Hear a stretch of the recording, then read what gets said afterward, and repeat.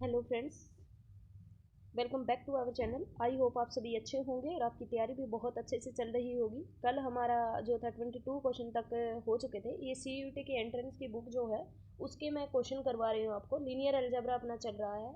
आज ये fourth class होगी अपनी। 22 क्वेश्चन तक इस सेकंड चैप्टर के लीनियर ट्रांसफॉर्मेशन का हो चुके थे। आज हमें 23 से स्टार्ट करने हैं। एक तो भाई पहले मैं सबसे पहले आपसे रिक्वेस्ट करना चाहूँगी, प्लीज़ प्लीज़ चैनल को ज़्यादा से ज़्यादा लोगों तक शेयर करिए, सब्सक्राइब करिए और अपने स्टेटस लगाइए जिससे लोग हमसे कनेक्ट हो सके और हम ज़्यादा से ज़्यादा लोगों तक पहुंच सके। ठीक है, चलो फिर आज स्टार्ट करते हैं आज का लेक्चर। क्वेश्चन नंबर 23 से आज हम स्टार्ट करना है। क्वेश्चन क्या है? फर्स्ट क्वेश्चन है 23। सपोज टी वन एक लीनियर ट्रांसफॉर्मेशन दे रखी है, T2 भी एक लीनियर ट्रांसफॉर्मेशन दे रखी है। तो ये कह रखा है जो कंपोजिशन होगी, let us suppose that T1 T2। तो T1 T2 जो रहेगी अपने पास, T1 T2 अपने पास क्या है, U है। तो अपने पास क्या होगा, T1 ऑफ T2 U किस पे मैप हो जाएगा, W पे। तो ये तो अपने पास डिफाइन ही नहीं होगा, फिर आगे तो ये नहीं होगा। फिर हमें क्या करना पड़ेगा, T2 T1 देखते हैं। T1 T2 V।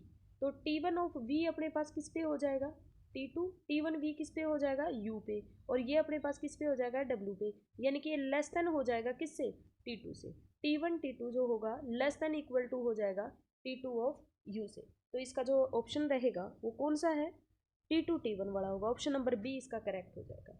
नेक्स्ट है क्वेश्चन नंबर 24। में क्या दे रखा है, टी अगर लीनियर ऑपरेटर दे रखा है अपने पास, आप देखोगे 1 0 0 0 1 0 0 0 1, ये जो रहेंगे अपने पास ये लीनियरली इंडिपेंडेंट है। ये लीनियरली इंडिपेंडेंट है तो इनकी मैपिंग भी लीनियरली इंडिपेंडेंट होनी चाहिए।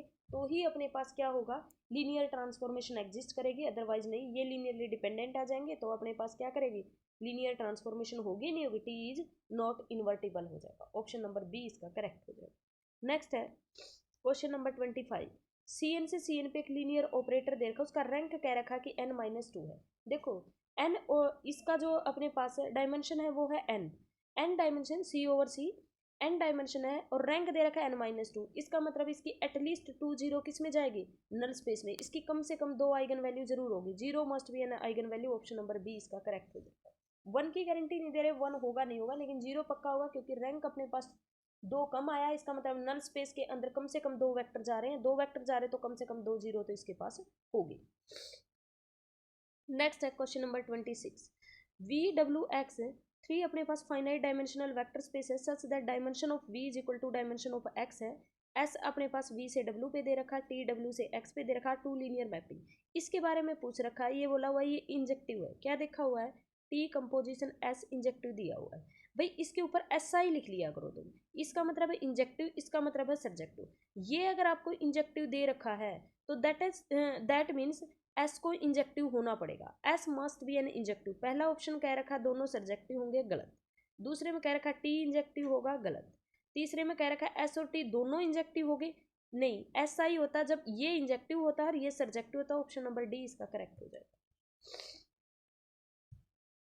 नेक्स्ट है अपने पास लेट V1 V2 16 तक भी ऑर्डर टप्पल दे रखे हैं, ठीक है। और वो लीनियर ट्रांसफॉर्मेशन इस तरह से डिफाइन है। इससे तुम्हें बनानी पड़ेगी मैट्रिक्स। मैट्रिक्स कैसे बनाओगे, जैसे V1 रखोगे तो V2 पे मैप हो जाएगा। तो ये अपने पास किस तरह से हो जाएगी, पहला जो कॉलम है वो आप बना दो, वो अपने पास क्या होगा 0 1 0 0 and so on, last Y को एक बार छोड़ दो। नेक्स्ट में अपने पास करोगे तो तुम्हारे पास क्या आ जाएगी, नेक्स्ट में आएगा 1 0 0 0, ठीक है। तो एक मिनट पहली रो बनानी थी। ये अपने पास 0 1 0 0, नेक्स्ट बनाओगे तो क्या हो जाएगा 0 0 1 0 0। इस तरह से 16 में फिर ये वाली लिखनी, ये क्या होगी -1 -1 -1 -1। तो ये जो मैट्रिक्स बनेगी इसका रैंक कितना आएगा, n आएगा। अगर रैंक n है तो ये अपने पास कैसी होगी, सिंगुलर, नहीं नहीं। कैसी होगी, पहली बात तो ये इन्वर्टिबल होगी। और इसकी आइगन वैल्यू कैसी आएंगी, रैशनल आएगी। तो ऑप्शन नंबर सी इसका करेक्ट, क्योंकि मैट्रिक्स ये बनेगी भाई 0 1 इस तरह से, 0 0 सॉरी ये 0 है, 1 इस तरह से। मतलब डायगोनल में यहाँ 0 आएगा लेकिन लास्ट में -1 आएगा। ये सारे -1 -1 -1 हो जाएंगे, ये इसकी वजह से हो जाएगी।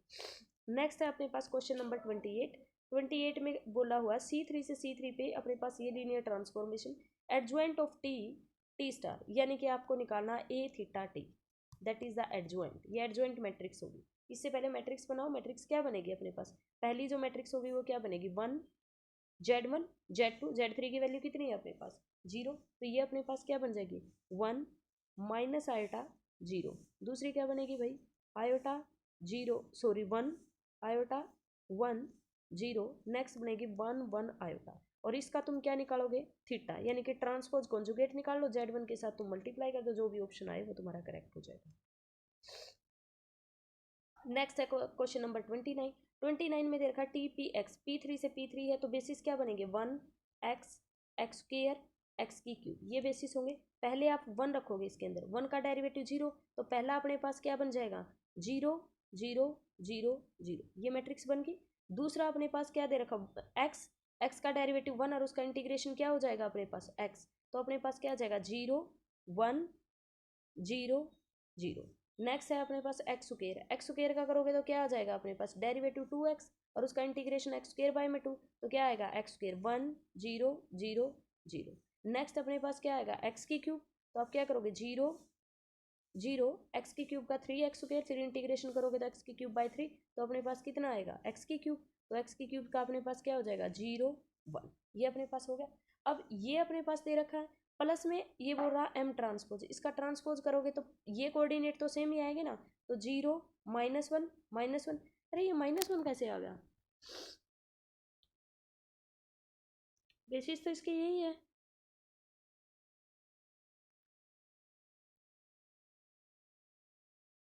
वन एक्स एक्स स्क्वायर लोगे तो अपने पास क्या आएगा यही तो आएगा,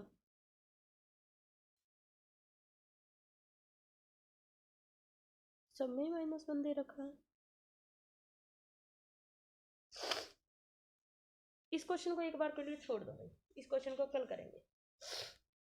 नेक्स्ट है क्वेश्चन नंबर 30। इसमें कुछ ना कुछ मिस्टेक है, कुछ तो है इसमें, ठीक है, इसको मैं ध्यान से देखूंगी एक बार।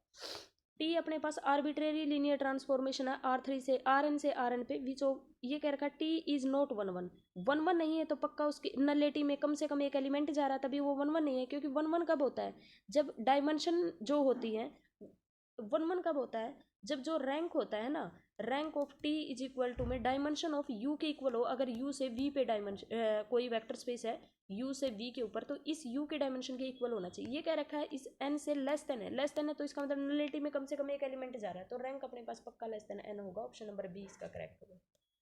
नेक्स्ट है क्वेश्चन नंबर 31 में ये पूछ रखा है दो अपने पास, ये एक तो x मोड y z और ये अपने पास लीनियर ट्रांसफॉर्मेशन, भाई मोड की वजह से जब भी अपने पास मोड आ जाए, प्रोडक्ट आ जाए, स्क्वायर आ जाए, लीनियर ट्रांसफॉर्मेशन नहीं होता, और जब भी अपने पास कोई कांस्टेंट टर्म ऐड हो जाए या कोई कांस्टेंट टर्म आ जाए तो वो अपने पास लीनियर ट्रांसफॉर्मेशन नहीं होता, ये दोनों ही लीनियर ट्रांसफॉर्मेशन नहीं होंगे, तो इसका ऑप्शन नंबर क्या आ जाएगा G is linear neither F no, हाँ ठीक है, ऑप्शन नंबर बी इसका करेक्ट हो जाएगा।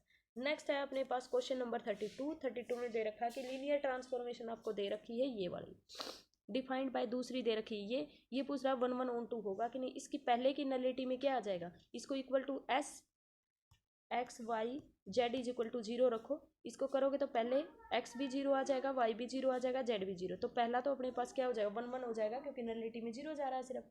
दूसरा तुम करोगे इसको सोल्व, इसको पहले को इज इक्वल टू 0 लिखोगे, इसको लोगे इससे भी सोल्व करोगे तो एक्स भी 0 आ जाएगा, वाई भी 0 आ जाएगा, जेड भी 0 है, तो दोनों ये क्या होंगे 1 1 भी होंगे और ऑन 2 भी होंगे, तो ऑप्शन नंबर सी इसका ऑन 2 भी होंगे, कहीं ये सोचो 1 1 1 1 होगा, ऑन 2 भी होंगे ये, तो अपने पास क्या आ जाएगा ऑप्शन नंबर सी इसका करेक्ट हो जाएगा। नेक्स्ट है 33 में ये कह रखा है कि R be the set of real number f1 और f2 अपने पास बोथ ट्रांसफॉर्मेशन दे रखी, f1 0y दे रखा है, f2 xy दे रखा है, then the product of the mapping के बारे में पूछ रहा है, projection of xy plane on, किसके ऊपर प्रोजेक्शन होगा, मैंने पहले f1 लिया, f1 का मतलब होगा 0y, फिर उसके बाद f2 ले लो, f2 तो ये कह रहा है जैसा है वैसा ही पड़ा रहने दो, तो यही आ गया, तो किसके ऊपर प्रोजेक्शन y एक्सिस पे, ऑप्शन नंबर ए इसका करेक्ट हो जाएगा।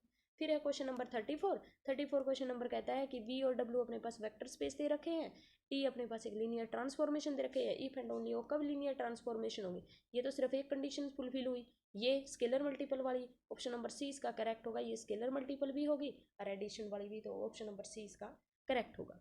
नेक्स्ट है क्वेश्चन नंबर 35, ये दे रखा है टी अपने पास linear transformation 3 dimensional vector space 2 dimension, ये कह रखा है कि R3 से R2 पे है भाई, जब इसकी डायमेंशन ही कम है तो ये कभी भी 1 1 नहीं हो सकता। लेकिन मे बी ऑन टू, इसकी डायमेंशन ज़्यादा तो ऑन टू हो सकता है। Can be surjective but cannot be injective, option number C इसका करेक्ट हो जाएगा।